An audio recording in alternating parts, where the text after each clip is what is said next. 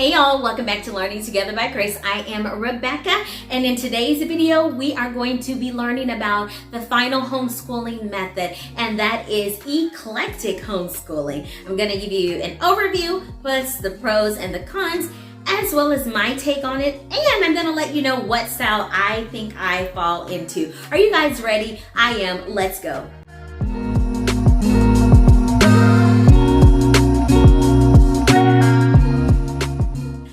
Okay, you guys, so an eclectic homeschooling method is what it is. You have all styles just kind of jumbled up together. You are doing some Charlotte Mason here. You are doing some classical education, some traditional, some unschooling back this way, but then unit studying over here. You are just trying it all, and you are doing the best that you can do. Now, with an eclectic homeschooling method, it does not necessarily mean that you are disorganized. However, what it means is that you are pulling the best of every homeschooling method out there to create your own homeschooling plan and school life for you and your family.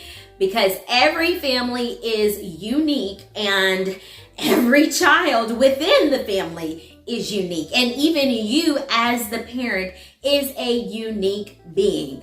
And so for me, when it comes to learning, I love to research. I like looking things up. I like, I researched this topic, but there was something else within my research that sparked my interest. And so here I am going down a rabbit trail and just constantly learning more and more and more and more and more and more and more.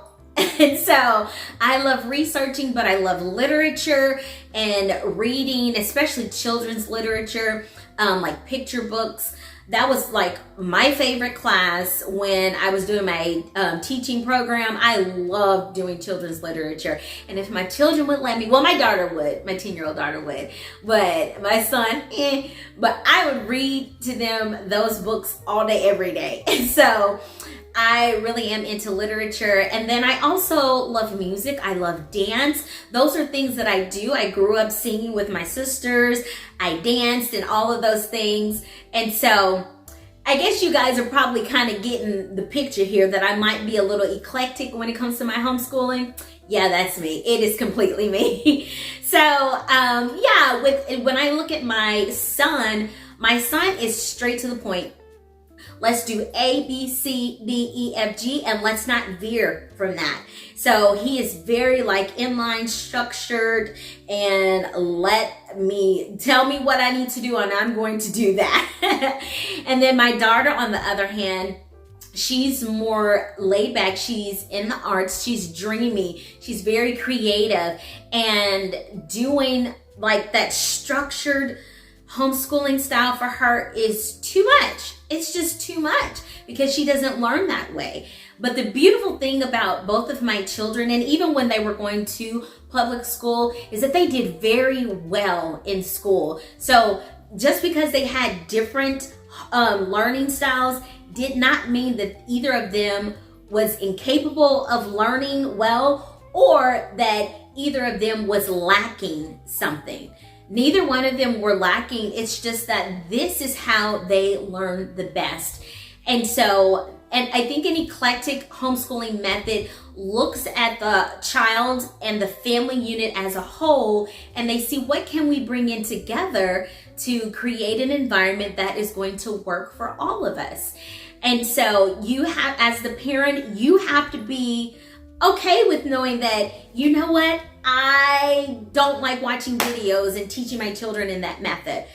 And that's okay. I think sometimes we can get so focused in on what is my child like that we forget that we are individuals too, and we have to be able to teach our children. Because if we're not able to comprehend even maybe the way that our child would choose, it could kind of be hard. Not saying that we don't try, but we have to be open to trying different ways and different methods. And it also teaches our children to be flexible in this homeschooling style.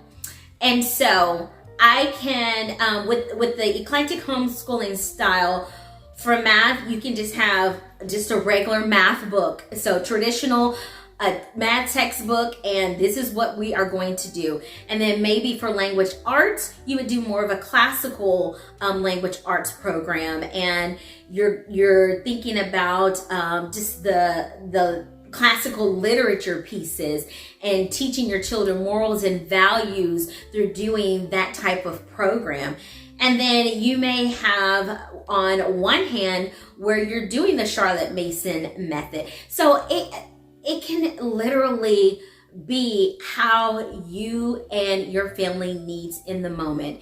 Now, a con to doing eclectic style homeschooling is that you can potentially be disorganized. So you have to be very careful that you have a grip on what you're teaching and how you're teaching it and when you're teaching it, because you don't want to be so all over the place that your children really aren't mastering anything, because you really want to focus on mastering.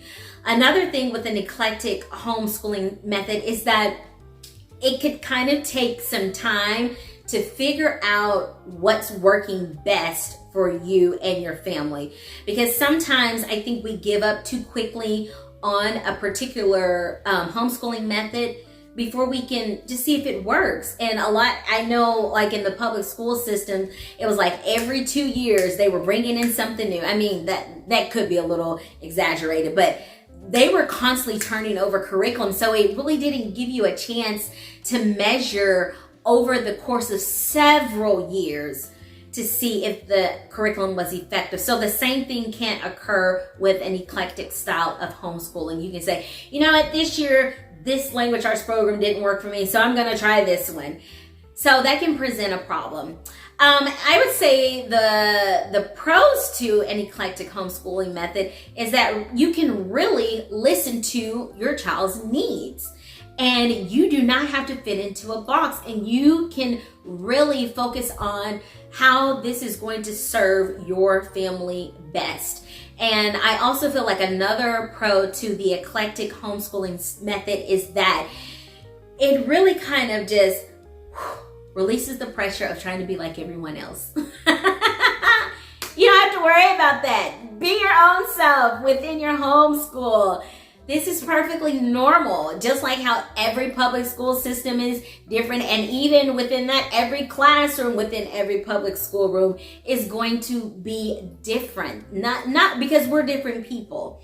And so, yeah. But anyway, as I gave it away, yes, I think I'm more of an eclectic homeschooler because I like different things, and then my children, they like different things. So I really try to cater to the whole child. I really try to cater to even my learning, because honestly, as I'm homeschooling, I'm learning right alongside them. Yes, there's a lot that I know, but there's also a lot that I do not know. And so I want to make it enjoyable for me, because if it's enjoyable for me, then it's going to be enjoyable for my children. So last year we did oceanography for the entire year. We did the history and the science for oceanography. Math was a workbook that it just worked for me and my family. Like, I tried some other things and this is what worked, and it was okay. And I had to let go of this idea of trying to find the perfect math homeschooling curriculum for my children. Nope, this is a workbook and this is going to work. Now, when it comes to language arts, I like to create that myself, because I like for my children to flow together with language arts. I want them to be very good writers, and I want them to be able to articulate words very well, and I want them to be avid readers, like really good in reading, because I feel like if they can be very strong in language arts, they can learn everything.